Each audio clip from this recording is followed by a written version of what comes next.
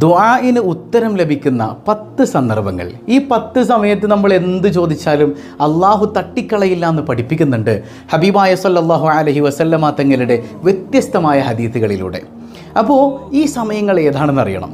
നമുക്ക് എന്തെല്ലാം സങ്കടങ്ങളും പരിഭവങ്ങളും ഉണ്ടെങ്കിലും അള്ളാഹുവോട് പറയാൻ പറ്റുന്ന എല്ലാ സമയത്തും പറയുന്നതോടൊപ്പം ഇത്തരം സന്ദർഭങ്ങളിൽ കൂടുതൽ നമുക്ക് അള്ളാഹുവിലേക്ക് അടുത്തുകൊണ്ട് പറയാൻ പറ്റുന്ന ആ സന്ദർഭം ഏതാണെന്ന് മനസ്സിലാക്കി വെച്ചാൽ നമ്മുടെ ജീവിതം മുതലായില്ലേ.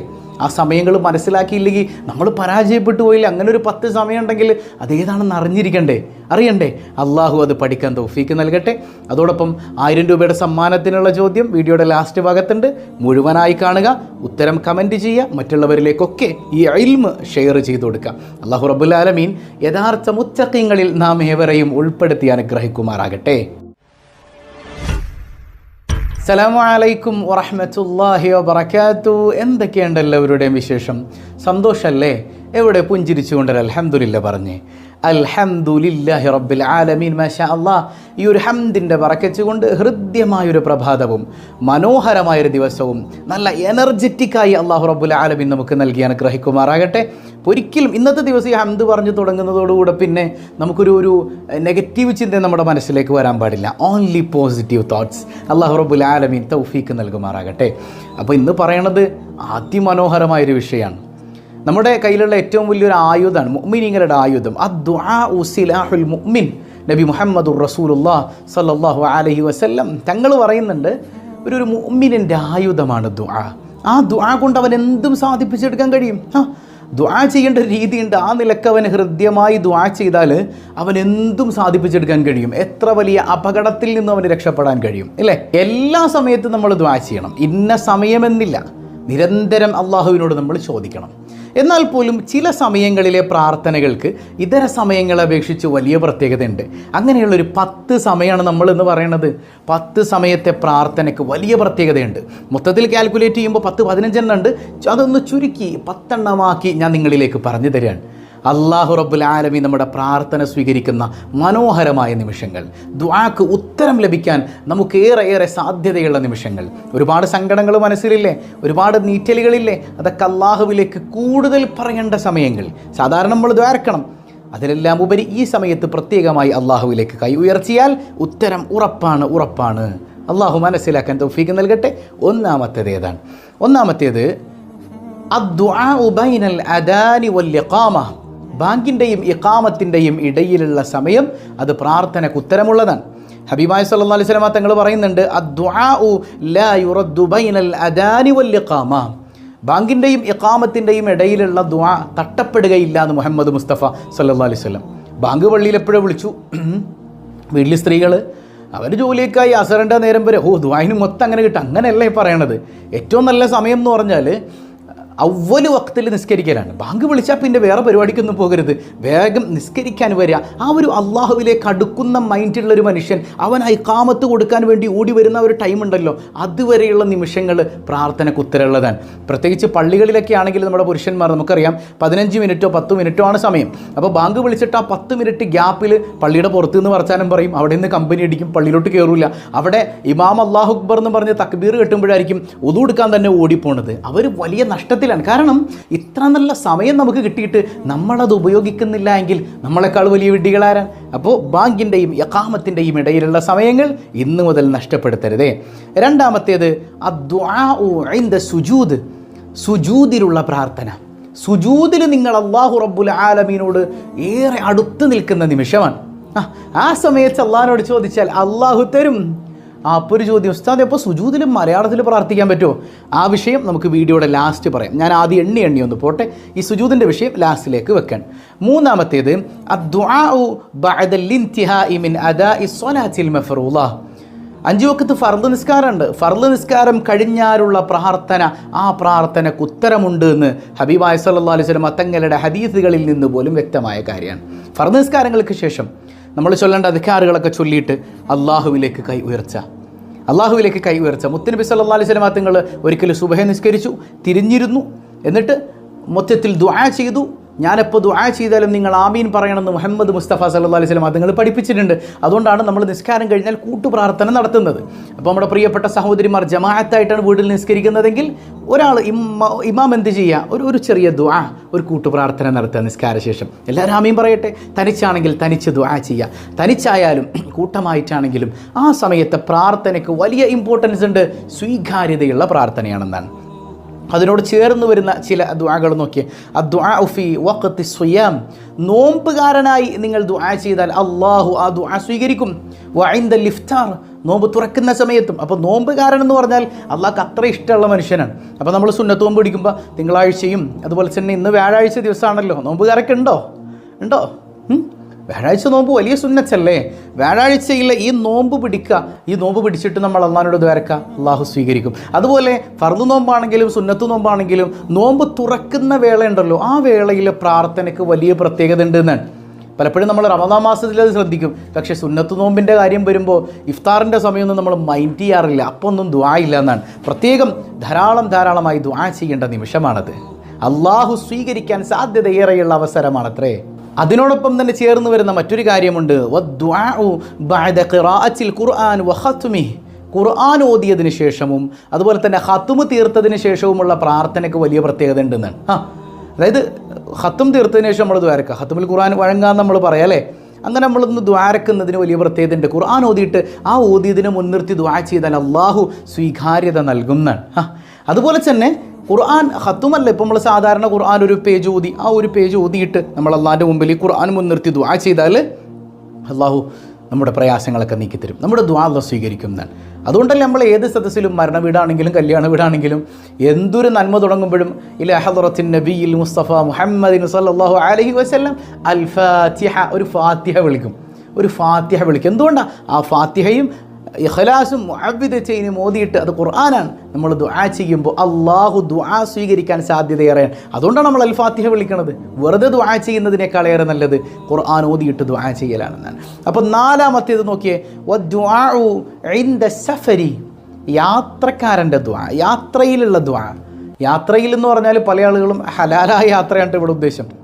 ഹലാലായ ഇനിയിപ്പോൾ കുടുംബവുമായിട്ടൊരു ട്രിപ്പ് പോവുകയാണ്, നല്ല യാത്രയല്ലേ, സുന്നത്താണെന്നുള്ള നെയ്യച്ചിൽ എൻ്റെ കുടുംബത്തെ സന്തോഷിപ്പിക്കാൻ അള്ളാൻ്റെ ഭൂമിയൊക്കെ ഒന്ന് കാണാൻ പോകുന്നു. അത് ഹലാലായ വസ്ത്രധാരണത്തിൽ, ഹലാലായ ഇടങ്ങളിൽ, ഹലാലായ കൂടിച്ചേരലുകളിൽ മാത്രം കൊണ്ടുപോയിട്ട് നല്ല ഭംഗിയായ ഒരു യാത്രയാണെങ്കിൽ എത്ര മനോഹരമാണ് ആ യാത്ര. നിങ്ങൾ ഹൈറായ ഹലാലായ യാത്രയാണെങ്കിൽ നിങ്ങളുടെ ദുആഇന് ഉത്തരമുണ്ട് എന്നാണ്. അതുമാത്രമല്ല, ആ യാത്രയിൽ ചില ആളുകൾ നിസ്കാരം പോലും ഉണ്ടാവില്ല, അവരുടെ ദുആഇനൊന്നും ഉത്തരവില്ല കേട്ടോ. നിസ്കാരം ഇമ്പോർട്ടൻ്റാണ്. ചില ആൾക്കാർ അങ്ങനെയാണ്, യാത്രയൊക്കെ ഉണ്ടാകും. ചിലരുണ്ട്, നമ്മൾ അജ്മീറൊക്കെ സിയാറത്തിന് പോകും, പക്ഷേ ഇടയിൽ നിസ്കാരമുണ്ടോ? നിസ്കാരം നിങ്ങൾ ഖളാ ആക്കിയിട്ട് സുന്നത്തായ കർമ്മം ചെയ്തുകൊണ്ട് ഒരു കാര്യമില്ല കേട്ടോ. ആ മഹാന്മാർ നിങ്ങളെ പുറങ്കാല് കൊണ്ട് ചവിട്ടിക്കളയും. അല്ലാഹു റബ്ബുൽ ആലമീൻ ആ മഹത്തുക്കളുടെയൊക്കെ മദദിന് കാരണമായി തീരുന്ന അമലുകൾ ചെയ്യാൻ അള്ളാഹു നമുക്ക് തൗഫീക്ക് നൽകട്ടെ. ഖാജ ചങ്ങളെയൊക്കെ സിയാറത്ത് ചെയ്യണം, അള്ളാഹു അതിനൊക്കെ തൗഫീക്ക് നൽകുമാറാകട്ടെ. അപ്പം നിസ്കാരം ഇമ്പോർട്ടൻ്റ് ആണ്. ഏത് യാത്രയാണെങ്കിലും, അത് കല്യാണത്തിന് പോകുന്ന ആളുകൾ എല്ലാം നമുക്ക് അല്ലാഹു റബ്ബുൽ ആലമീൻ 132 കിലോമീറ്ററിലധികം ഉണ്ടെങ്കിൽ ജംഉം ഖസ്റും ആക്കാനുള്ള അവസരമൊക്കെ തന്നിട്ടില്ലേ? ചുരുക്കി നിസ്കരിക്കാം, മുന്തിച്ചും പിന്തിച്ചും ഒക്കെ ജംആക്കാം. എത്ര ഓഫറുകൾ അല്ലാഹു വാരിക്കോരി തന്നിട്ടും. അതായത് യാത്രയിൽ, ഇങ്ങനെയുള്ള യാത്രകളിൽ നമുക്ക് 4 റക്അത്ത് നിസ്കരിക്കാൻ അവസരം കിട്ടിയാൽ പോലും 2 നിസ്കരിച്ചാൽ മതി എന്നാണ് പറയണേ നമ്മുടെ മദ്ഹബ്. ബാക്കി 2 നിങ്ങൾ 4 നിസ്കരിച്ചു എന്ന് നോക്കുക, ബാക്കി 2 സുന്നത്തായി പരിഗണിക്കും. അത്രമാത്രം നിങ്ങളെ കഷ്ടപ്പെടുത്തരുത് എന്ന് പഠിപ്പിക്കുന്ന മതാണ് അള്ളാൻ്റെ ദീൻ. എന്നിട്ട് നമ്മൾ നിസ്കരിക്കണ്ടോ? അല്ലാഹു റബ്ബുൽ ആലമീൻ തൗഫീക്ക് നൽകട്ടെ. അപ്പോൾ യാത്രക്കാരൻ്റെ ദുആഇന് ഉത്തരമുണ്ട് എന്നുള്ളതാണ്. അഞ്ചാമത്തേത്, അദ്ദുആഉ ഫിൽ ഔഖാത്തില്ലത്തി യജ്തമിഉ ഫീഹൽ മുസ്ലിമൂൻ യദ്കുറൂനല്ലാഹ്, അല്ലാഹുവിനെ സ്മരിക്കാൻ, ഇൽമു പറയാനാകട്ടെ, ദിക്റാകട്ടെ, ദിക്ർ ചൊല്ലാനാകട്ടെ, അള്ളാഹിനെക്കുറിച്ച് പറയാൻ വേണ്ടിയിട്ട്, അള്ളാഹിനെക്കുറിച്ച് ചിന്തിക്കാൻ വേണ്ടി മുഅ്മിനീങ്ങൾ ഒരുമിച്ച് കൂടുന്ന സദസ്സുണ്ടല്ലോ, ആ സദസ്സിലെ പ്രാർത്ഥനയ്ക്ക് ഉത്തരമുണ്ടത്രേ. സുബ്ഹാനല്ലാഹ്. ഞാനിങ്ങനെ ചിന്തിക്കുകയാണ്, നമ്മൾ ഈ അള്ളാഹുവിൻ്റെ ഇൽമു പറയാൻ വേണ്ടിയിട്ടാണ് സ്വബാഹുൽ ഖൈറിൽ ഇങ്ങനെ ഒരുമിച്ച് കൂടുന്നത് ഇല്ലേ? ഈ ഒരുമിച്ച് കൂടുന്നതിലൂടെ നമ്മുടെ ദുആഇന് ഉത്തരമുണ്ട് എന്നാണ്. ചിലപ്പോൾ നമ്മൾ ഒറ്റ സദസ്സായിട്ടിരിക്കണില്ലെങ്കിലും ഈ ആധുനിക ലോകത്ത് ഇങ്ങനെയൊക്കെ അവസരം ഉണ്ടാകും. ഇത് റബ്ബ് തന്നതാണല്ലോ ഈ അവസരമൊക്കെ. റബ്ബിനറിയാമല്ലോ. നമ്മൾ പല സ്ഥലങ്ങളിലാണെങ്കിലും പല ദിക്കുകളിലാണെങ്കിലും ചിലപ്പോൾ വിദേശ രാജ്യത്തിരുന്ന് നമ്മോടൊപ്പം കാണുന്ന ആളുകളുണ്ട്.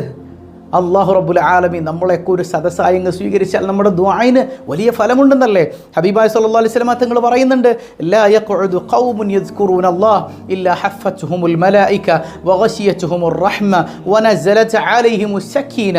യാ അല്ലാഹ്, കുറച്ചാളുകൾ അള്ളാഹുവിനെ ഓർക്കാൻ വേണ്ടി, അള്ളാഹുവിനെ ദിക്ർ ചെയ്യാൻ വേണ്ടി ഒരുമിച്ചിരുന്നാൽ അവരെ മലക്കുകൾ പൊതിയും, അള്ളാഹുവിൻ്റെ റഹ്മത്ത് അവരെ കൊണ്ട് പൊതിയും. അവരിങ്ങനെ പൊതിഞ്ഞു നിൽക്കും പടച്ചോൻ്റെ കാരുണ്യം. മാത്രമല്ല അവരിലേക്ക് അള്ളാഹുവിൻ്റെ സമാധാനം ഇറങ്ങി വരുമെന്ന് മുഹമ്മദുർ റസൂലുള്ളാഹി സ്വല്ലല്ലാഹു അലൈഹി വസല്ലം. നിങ്ങൾ ചിന്തിച്ച് നോക്കിയേ, പലരും പറയുന്നത് കണ്ടിട്ടുണ്ട്, ഉസ്താദെ സ്വബാഹുൽ ഖൈറിൽ കൂടിയതിന് ശേഷം ഞങ്ങൾക്ക് സമാധാനം കിട്ടിത്തുടങ്ങി.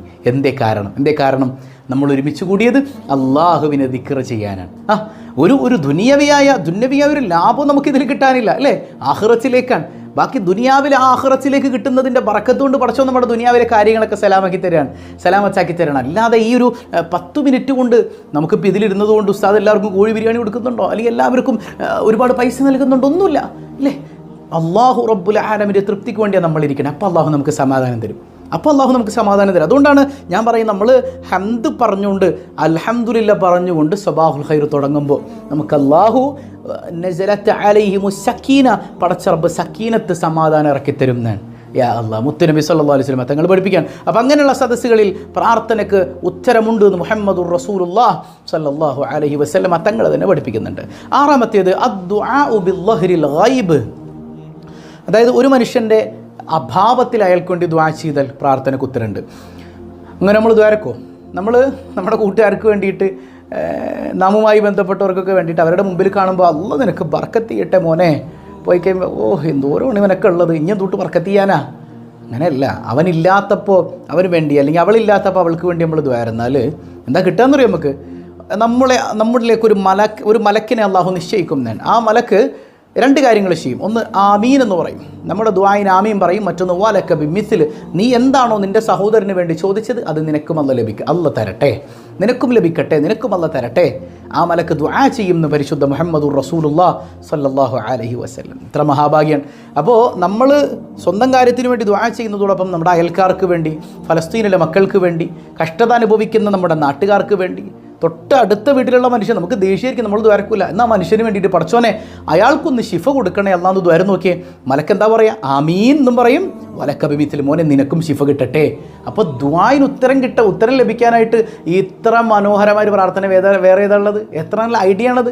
അതായത് മുത്തുനബി തങ്ങളുടെ വാക്കാണ്, വമാ യന്തിഖു അനിൽ ഹവാ ഇൻ ഹുവ ഇല്ലാ വഹ്യു യൂഹാ. അല്ലാഹു പറഞ്ഞതല്ലാതെ ഒന്നും അവിടെ നിന്നും ഒഴിഞ്ഞിട്ടില്ല. അങ്ങനെയുള്ള മുഹമ്മദുർ റസൂലുള്ളാഹി സ്വല്ലല്ലാഹു അലാ മുഹമ്മദ് സ്വല്ലല്ലാഹു അലൈഹി വസല്ലം, ആ പുണ്യനബിയാണ് പറയുന്നത്. എന്താണ് പറയുന്നത്? ഒരു സഹോദരന് വേണ്ടി നീ ദുആ ചെയ്താൽ അവൻ്റെ അഭാവത്തിൽ, അവൻ്റെ മുമ്പിൽ വെച്ചിട്ടല്ല, അവൻ അറിയരുത് ഇത്. എന്ത് ചെയ്യും? മലക്ക് പറയും ആമീൻ വലക ബിമിസ്ൽ, മോനെ നിനക്കും കിട്ടും. അപ്പോൾ എന്ത് ചെയ്യും? അയൽപ്പക്കത്തുള്ളവർക്ക് വേണ്ടിയിട്ട് പടച്ചോൻ അവർക്ക് നീ നല്ലൊരു വീട് കൊടുക്കണേ അല്ലാ. മലക്ക് എന്ത് പറയും? നിനക്കും കിട്ടട്ടെ, ആമീൻ. മലക്കിൻ്റെ ദുആഇന് സ്വീകാര്യതയില്ലേ? അല്ലാഹു തൗഫീഖ് നൽകട്ടെ. ഏഴാമത്തേത് ദുആഉൽ വാലിദി ലിബ്നിഹി. അല്ലാഹ്, മാതാപിതാക്കളുടെ ദുആ, മക്കൾക്ക് വേണ്ടിയിട്ടുള്ള ദുആ ഉടൻ സ്വീകരിക്കുന്നതാണ്. ഇവിടെ ചില മഹാന്മാരുടെ അടുക്കലേക്ക് കുട്ടികളെ കൊണ്ടുവരുന്നുണ്ട് രക്ഷിതാക്കൾ. ശേഖവർകളെ, എൻ്റെ മകനെ ഒന്നും പറഞ്ഞാൽ അനുസരിക്കുന്നില്ല, അവൻ ആകെ വഴിതെറ്റിപ്പോയി, വഴികേടിലായിപ്പോയി. അതിൻ്റെ കാരണം എന്താണ്? ഇപ്പോൾ മഹാനവരോട് ചോദിച്ചൊരു ചോദ്യമാണ്, നിങ്ങൾ നിങ്ങളുടെ മകനെ ചീത്ത പറഞ്ഞിട്ടുണ്ടോ, ശപിച്ചിട്ടുണ്ടോ? അങ്ങനെ മനസ്സറിഞ്ഞല്ല, ദേഷ്യം വരുമ്പോഴേ പണ്ടരടങ്ങാൻ, നീ ഒന്നും അന്നവനുള്ളതല്ലടാ എന്ന് പറഞ്ഞില്ലേ? ആരുടെ വായ കൊണ്ടാ പറഞ്ഞേ? ഉമ്മാടേയും വാപ്പാടേയും വായ കൊണ്ടാ. അല്ലാഹ് അതങ്ങ് സ്വീകരിക്കും. നമ്മുടെ കുഞ്ഞുങ്ങളുടെ മുമ്പിൽ വെച്ചേ ആ കുഞ്ഞു മക്കളൊക്കെ എന്തെങ്കിലുമൊക്കെ വികൃതി കാണിക്കുമ്പോൾ നമ്മൾ പറഞ്ഞാൽ കേട്ടില്ലെങ്കിൽ പണ്ടാരം അടങ്ങിപ്പോട്ടെ, നീയൊന്നും നന്നാവൂലടാ, നീയൊന്നും ഗുണം പിടിക്കൂല, മനുഷ്യനെ അടങ്ങിയാറാക്കാനായിട്ട് ഉണ്ടായേക്കണത്, എന്തിനാണ് പ്രസവിക്കണ്ടായിരുന്നു? ഈ വർത്താനം പറഞ്ഞാലേ ഈ മക്കൾ പണ്ടാരടങ്ങുന്നതും അവരുടെ കൈകൊണ്ട് നമ്മൾ അനുഭവിക്കുന്നതൊക്കെ വലുതാകുമ്പോൾ നമുക്ക് കാണാൻ പറ്റും. നല്ലത് വേറെയൊക്കെ മക്കൾക്ക് വേണ്ടിയിട്ട് കേട്ടോ. നിങ്ങളുടെ നാവ് കൊണ്ട് മക്കൾക്കെതിരെ ഒരു അക്ഷരം മിണ്ടിപ്പോകരുത്. അല്ലാഹ് അതങ്ങ് കബൂൽ ചെയ്യൂ കേട്ടോ. അല്ലാഹു റബ്ബുൽ ആലമീൻ നമ്മുടെ പൊന്നുമക്കളെ സ്വാലിഹീങ്ങളിൽ പെടുത്തട്ടെ. അപ്പോൾ മാതാപിതാക്കൾ മക്കൾക്ക് വേണ്ടി ദുആ ചെയ്യുന്ന ആ ദുആയിന് ഉത്തരമുണ്ടെന്ന് ഹബീബായ സല്ലല്ലാഹു അലൈഹി വസല്ലം തങ്ങൾ തന്നെ പഠിപ്പിച്ചിട്ടുണ്ട്. എട്ടാമത്തേത് അദ്ദുആഉ ഇൻദ ദുഖൂലിൽ ഗൈസി മിനസ് സമാ. ആകാശലോകത്ത് നിന്ന് മഴ വർഷിക്കുമ്പോഴുള്ള സമയത്ത് ദുആഇന് ഉത്തരമുണ്ട് എന്നാണ്. നല്ല മഴ ലഭിച്ചില്ല എല്ലാവർക്കും? ഇന്നലെയൊക്കെ നല്ല മഴയായിരുന്നു, ഇപ്പോൾ രാത്രിയൊക്കെ നല്ല മഴയുണ്ട്. ഈ നല്ല മഴയുള്ള സമയത്ത് പുതച്ചു മൂടി ഇങ്ങനെ കിടന്നുറങ്ങാൻ നല്ല രസമാണ്. പ്രത്യേകിച്ച് ഫാമിലിയൊക്കെ ആയിട്ട് വീട്ടിൽ നിൽക്കുമ്പോൾ നല്ല രസമല്ലേ കിടന്നുറങ്ങാനായിട്ട്. അല്ലെങ്കിൽ ഒറ്റയ്ക്കാണെങ്കിൽ തന്നെ നമ്മൾ പുതച്ചു മൂടി കിടന്നുറങ്ങുമ്പോൾ എന്ത് രസമാണ്. ചെറിയ മക്കളൊക്കെ ഉണ്ടെങ്കിൽ ഉറക്കവും നടക്കൂല, അവയെ എണീച്ചാണ്ട് എന്ന് പറഞ്ഞ് പിള്ളേരെ എണീപ്പിക്കും അല്ലേ. പക്ഷേ കിടന്നുറങ്ങുമ്പോൾ നല്ല സുഖമാണ്. അത് കിടന്നുറങ്ങി വെറുതെ കളയരുത്, കുറച്ചൊക്കെ ഉറങ്ങിക്കോ. ബാക്കിയുള്ള സമയമേ ഇബാദത്തിന് ഉപയോഗിക്കണം. കാരണം പ്രാർത്ഥനയ്ക്ക് ഉത്തരം ലഭിക്കുന്ന അസുലഭ നിമിഷമാണത്. മഴ അള്ളാഹിൻ്റെ റഹ്മത്താണ്. റഹ്മത്ത് ഇങ്ങനെ ചൊരിയുന്ന സമയത്ത് അള്ളാഹുവിലേക്ക് കൈ ഉയർത്തി നോക്കിയാൽ നമുക്കും പടച്ചവൻ്റെ കാരുണ്യം ലഭിക്കുമെന്ന് സ്വാലിഹ്യങ്ങൾ പഠിപ്പിക്കുന്നുണ്ട്. 9ാമത്തേത് ദുആഉൽ മരീദ്, രോഗിയുടെ പ്രാർത്ഥനയാണ്. രോഗിയുടെ പ്രാർത്ഥന, രോഗിയായ മനുഷ്യൻ്റെ ദുആഇന് ഉത്തരമുണ്ട് എന്ന് മുഹമ്മദുർ റസൂലുള്ളാഹി സ്വല്ലല്ലാഹു അലൈഹി വസല്ലം. എന്തിനേറെ മുത്തുനബി തങ്ങൾ രോഗിയെക്കുറിച്ച് പറഞ്ഞത്, രോഗിയുടെ ദുആഇനെ കുറിച്ച് പറഞ്ഞത് മലക്കിൻ്റെ പ്രാർത്ഥന പോലെയാണെന്ന് മുഹമ്മദുർ റസൂലുള്ളാഹി സ്വല്ലല്ലാഹു അലൈഹി വസല്ലം. മലക്കിൻ്റെ പ്രാർത്ഥന സ്വീകരിക്കപ്പെടുന്ന ഉറപ്പല്ലേ അല്ലേ? ഇതുപോലെയാണ് രോഗിയായൊരു മനുഷ്യൻ ആത്മാർത്ഥതയോടെ ദ്വാരുന്നാൽ. അതുകൊണ്ട് തന്നെ മുത്തുനബി സല്ലല്ലാഹു അലൈഹി വസല്ലം തങ്ങൾ പഠിപ്പിക്കുന്നുണ്ട്, ഇയാദത്തുൽ മരീദ്, രോഗസന്ദർശനത്തിന് പോയാൽ രോഗിക്ക് വേണ്ടിയിട്ട് മാത്രം നിങ്ങൾ ദ്വാരുന്നാൽ പോരാ, നിങ്ങൾക്ക് വേണ്ടി രോഗിയെ കൊണ്ടും ദ്വാരപ്പിക്കണം. അവരുടെ തലയൊക്കെ ഒന്ന് തടവി കൊടുത്തിട്ട് രോഗിയോട് പറയാം എനിക്ക് വേണ്ടി ഒന്ന് ദ്വാരക്കണം. ആ രോഗി പറയാം അല്ലാഹ് ബറക്കത്ത് ചെയ്യട്ടെ, മതി മതി, അള്ളാഹു അത് സ്വീകരിക്കുമെന്ന് പറയണത് ആരാ? മുഹമ്മദുർ റസൂലുള്ളാഹിയാണ് സ്വല്ലല്ലാഹു അലൈഹി വസല്ലം. 10ാമത്തേത് ദുആഉ സ്വാദിറു മിൻ ഔലിയാ ഇല്ല, അള്ളാഹുവിൻ്റെ ഔലിയാക്കൾ സ്വാലിഹീങ്ങളുടെ ദുആ. മഹാന്മാരെ കണ്ടാൽ, അതുകൊണ്ടല്ലേ നമ്മൾ മഹാന്മാരെ കാണുമ്പോൾ ഞങ്ങൾക്ക് വേണ്ടി ഒന്ന് ദുആ ചെയ്യണം കേട്ടോ. മുഅ്മിനീങ്ങളുടെ സ്വഭാവമാണ്. ചില വിവരദോഷികൾ വന്നിട്ട് നിങ്ങൾക്ക് വേണ്ടി നിങ്ങൾ തന്നെ ദുആ ചെയ്താൽ പോരെ, അതിന് പോരാഞ്ഞിട്ടാണ്, അത് വിഡ്ഢിച്ചാണ്. മുഅ്മിനീങ്ങളുടെ സ്വഭാവം എന്താണ്?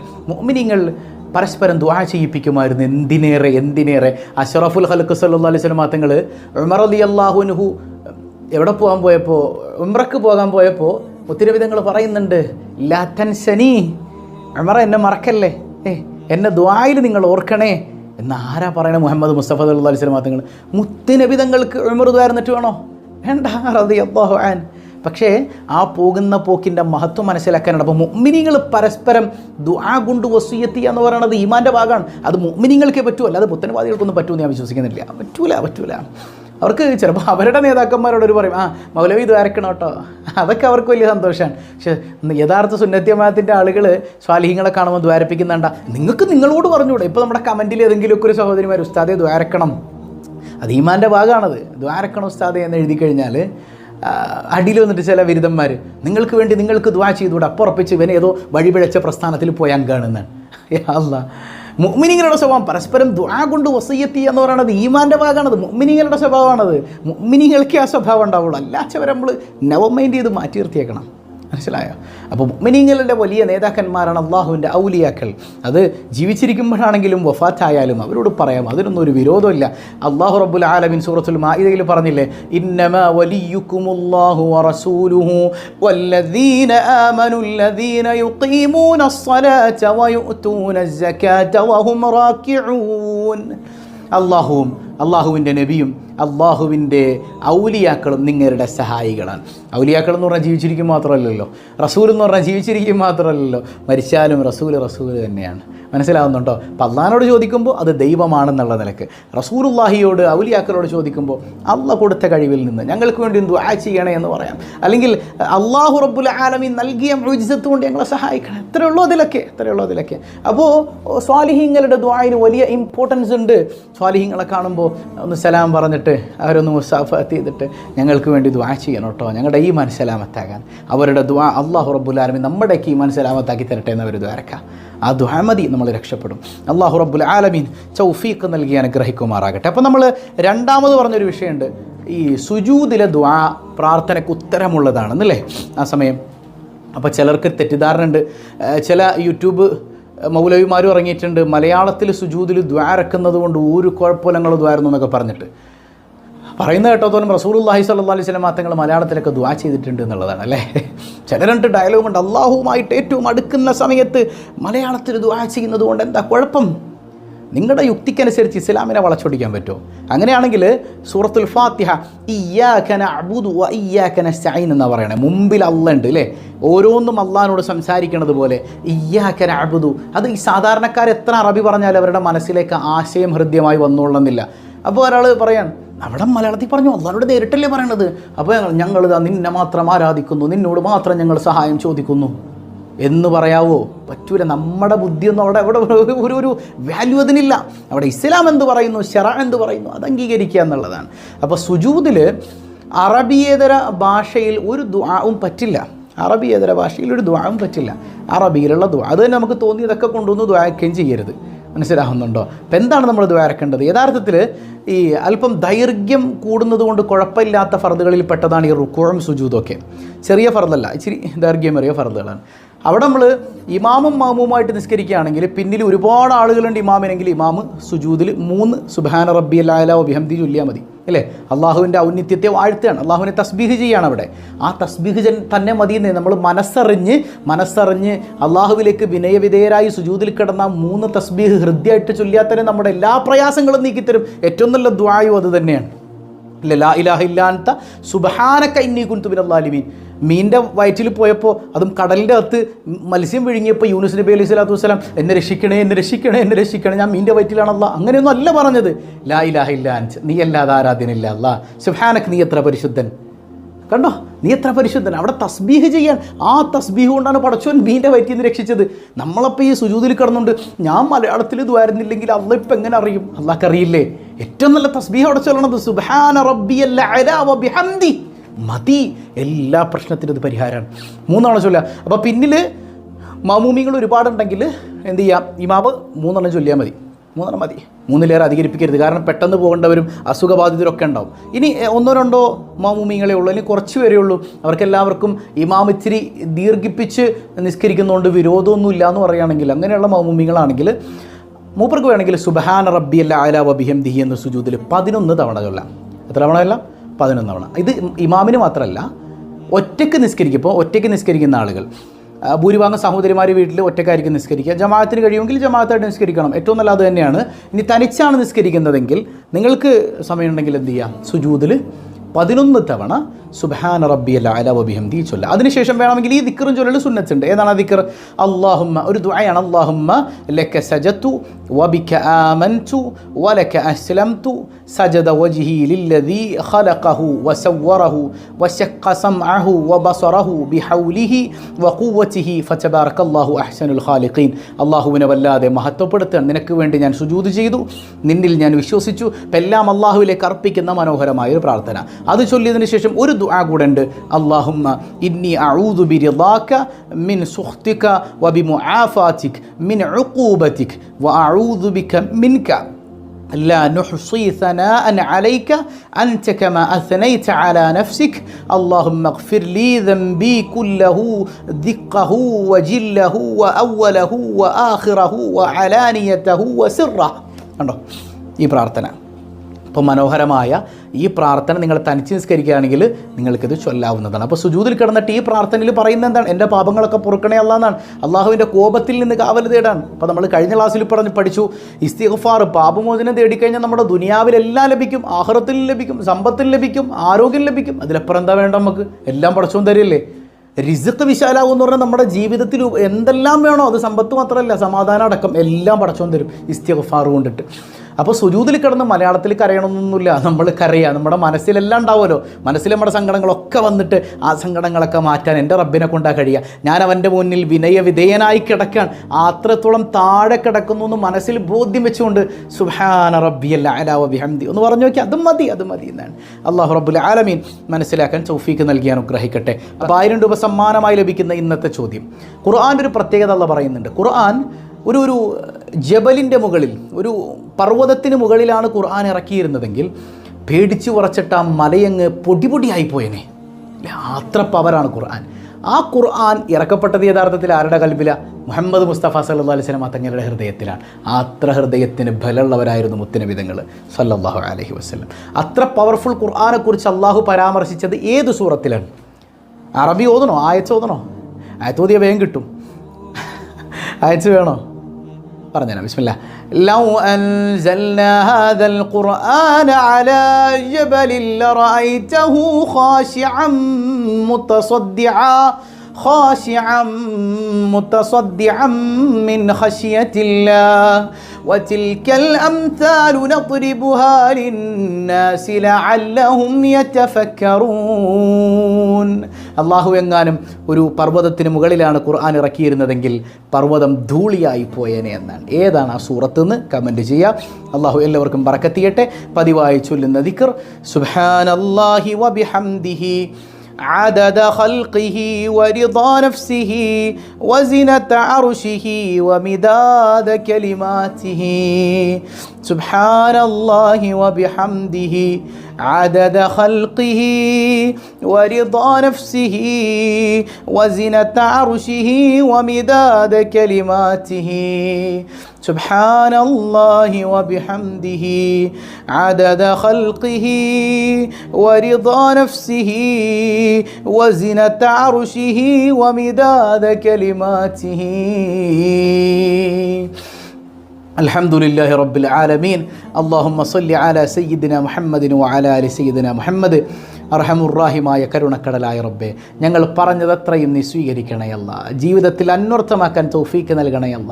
മലക്കുകളാൽ പുതിയപ്പെടുന്ന, റഹ്മച്ചാൽ പുതിയപ്പെടുന്ന മനോഹരമായ മജ്ലിസായി ഈ സ്വബാഹുൽ ഖൈർ സദസ്സിനെ നീ മാറ്റിത്തീർക്കണയല്ല. ഇതിനെ സ്നേഹിക്കുന്ന, ഇത് മറ്റുള്ളവരിലേക്ക് എത്തിച്ചു കൊടുക്കുന്ന, ഇതിനെ സഹായിക്കുന്ന, നെഞ്ചോട് ചേർക്കുന്ന ഇതിൻ്റെ പിന്നണി പ്രവർത്തകരടക്കം എല്ലാവർക്കും നീ ബറക്കത്ത് ചൊരിയണേ അല്ലാ. കുടുംബ പ്രയാസങ്ങൾ പറഞ്ഞവരുണ്ട്, സമാധാനം കൊടുക്കണയല്ല. സന്താനങ്ങളെ നൽവഴിയിലാക്കണയല്ല. മക്കളില്ലാതെ വേദനിക്കുന്നവരുണ്ട്, സ്വാലിഹീങ്ങളായ സന്താനങ്ങളെ നൽകണേ അല്ലാ. യാ റബ്ബന, ഗർഭിണികൾ സുഖപ്രസവത്തിലാക്കണേ അല്ലാ. വീടില്ലാത്തവർക്ക് ഖൈറായ ഭവനം നീ നൽകണേ അല്ലാ. എക്സാമിന് വേണ്ടി, ഇൻ്റർവ്യൂവിന് വേണ്ടി, അതുപോലെ ഇഖാമക്ക് വേണ്ടി, പാസ്പോർട്ടിന് വേണ്ടി, ലൈസൻസിന് വേണ്ടി തുടങ്ങി പല കാര്യങ്ങൾക്കായി കാത്തിരിക്കുന്നവർ എന്ത് പ്രയാസമാണെങ്കിലും നീ അത് എളുപ്പാക്കി കൊടുക്കണേ അല്ലാ. അസുഖബാധിതരുണ്ട്, ഈ സദസ്സിൻ്റെ ബറക്കത്ത് കൊണ്ട് നീ പരിപൂർണ്ണ ശിഫ നൽകണേ അല്ലാ. തൊഴിലുകളിൽ അഭിവൃദ്ധി നൽകണേ അല്ലാ. പ്രിയപ്പെട്ട പ്രവാസികളടക്കം ഈ സദസ്സ് വീക്ഷിക്കുന്നുണ്ട്, ജീവിതത്തിൽ ഖൈർ നൽകണേ അല്ലാ. യാ റബ്ബന, ഞങ്ങളിൽ നിന്ന് മൺമറഞ്ഞവർക്ക് മഗ്ഫിറത്ത് നൽകണേ അല്ലാ. കടങ്ങളെല്ലാം ഏറ്റെടുക്കണേ അല്ലാ. എപ്പോഴാണ് മരിക്കുന്നതെന്നറിയില്ല, ഈമാനെ സലാമത്താക്കണേ അല്ലാ.